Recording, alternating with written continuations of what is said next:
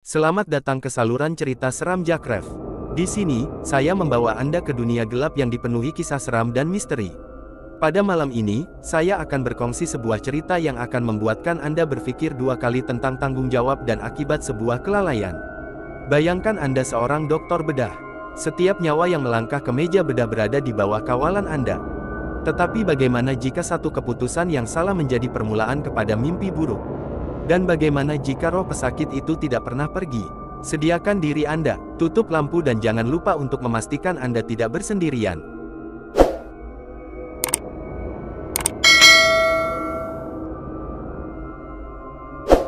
Dokter Amir adalah seorang pakar bedah yang disegani. Selama bertahun-tahun, dia memegang reputasi sebagai dokter yang cekap, bertanggung jawab, dan tidak pernah gagal dalam tugasnya. Namun, di sebalik segala pujian dan sanjungan, dia hanyalah manusia biasa. Keletihan yang melampau seringkali membuatkan dirinya berada di ambang batas mental dan fisikal. Malam itu, selepas menghabiskan 12 jam tanpa rehat, Dr. Amir ditugaskan untuk menjalankan satu pembedahan yang kelihatan mudah ke atas seorang pesakit lelaki bernama Encik Halim. Encik Halim memerlukan prosedur biasa untuk membetulkan usus tersumbat. Baginya, ini hanyalah satu lagi pembedahan rutin. Tapi dia silap. Ketika dia melangkah ke bilik bedah, matanya terasa berat, dan pikirannya seperti berputar. Juru rawat yang bertugas, Puan Salmah, berkata kepadanya, "Dokter, mesin denyut jantung ini nampaknya ada masalah. Patutkah kita tukar mesin lain?" Namun, Dokter Amir hanya melambaikan tangan, berkata, "Tak apa, ia masih boleh digunakan. Kita tak boleh buang masa." Prosedur dimulakan, dan semuanya kelihatan berjalan lancar. Tetapi hanya beberapa menit sebelum prosedur berakhir, bunyi mesin denyut jantung mula berbunyi kuat. Denyut jantung Encik Halim menurun drastis. Dokter Amir panik dan coba memulihkan keadaan, tetapi sudah terlambat. Encik Halim meninggal dunia di atas meja bedah. Walaupun keluarga Encik Halim tidak menyalahkan Dokter Amir, dia tahu betul bahwa kematian itu boleh dielakkan jika dia lebih berhati-hati. Dia coba melupakan insiden itu, tetapi kesilapan tersebut menjadi luka di hatinya, satu beban yang tidak dapat dia lepaskan. Beberapa minggu berlalu, tetapi Dokter Amir tidak dapat tidur lena. Mimpi buruk mula menghantuinya setiap malam. Dalam setiap mimpi, dia kembali ke bilik bedah yang sama. Namun, suasana di sana berbeza. Lampu-lampu berkelip, dan udara terasa berat. Di ujung bilik, berdiri seorang lelaki, Encik Halim. "Dokter, kenapa awak abaikan saya?" Suara itu bergaung di seluruh bilik bedah, membuatkan Dokter Amir terbangun dengan peluk dingin membasahi wajahnya. Dia coba menenangkan diri, meyakinkan dirinya bahwa itu hanyalah mimpi.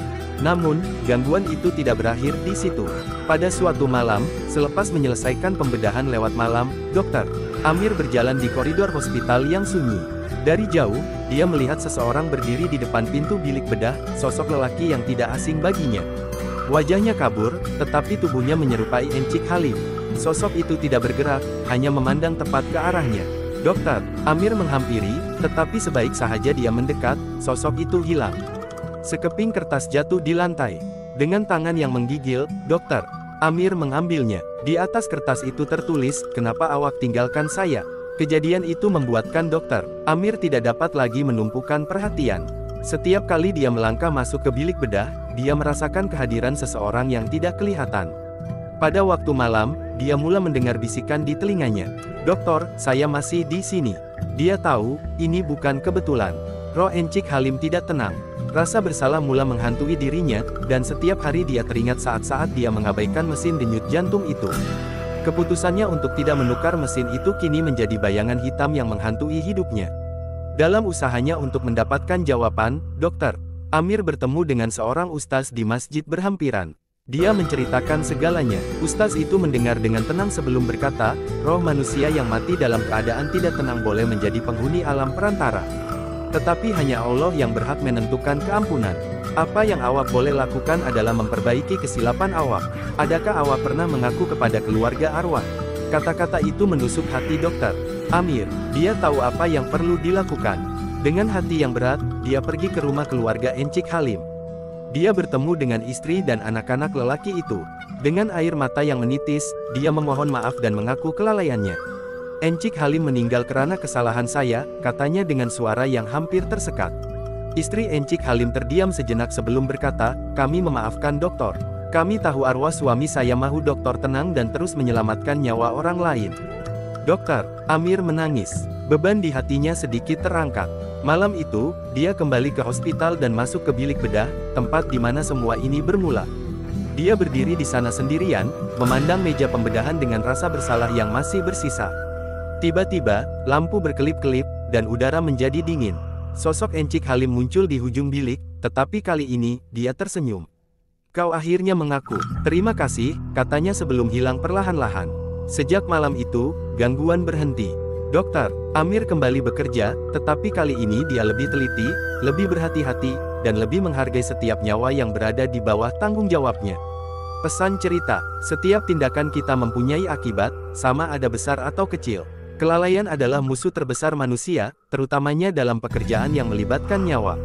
Kisah ini mengingatkan kita untuk sentiasa bertanggung jawab dan tidak pernah mengambil ringan tugas yang diberikan kepada kita. Terima kasih karena mendengar cerita ini.